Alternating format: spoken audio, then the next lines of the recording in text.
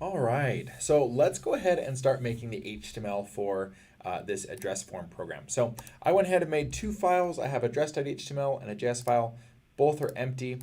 I'm going to start with my exclamation mark and hit enter or tab to generate my HTML.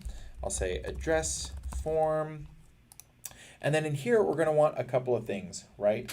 Let's go ahead and put a span for our first label, and I'll say name. And then I'll put an input. This input needs a unique ID, so I'll just say name.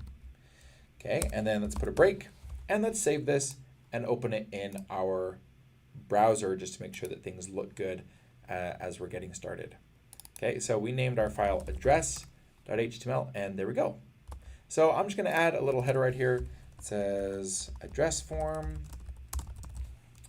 All right, and let's keep on going. We have our name. Let's go ahead and add a span for our street. And then we'll add an input with an ID of street. And we'll add another break. All right, and I'm just going to copy this time. And let's go ahead and add, this one will be city. So I'll put city in both of these so that ID is unique. I'll hit paste again, and I'm going to say state, and paste again, and zip, okay, and then let's go ahead and have a button that says make address, and we'll have an on click on here. We'll worry about that later. Let's go ahead and save this and see what that looks like for us.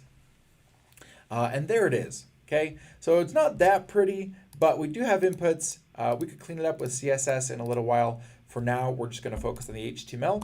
And in the next video, we'll go ahead and focus on the JavaScript aspect of it and how we can create this.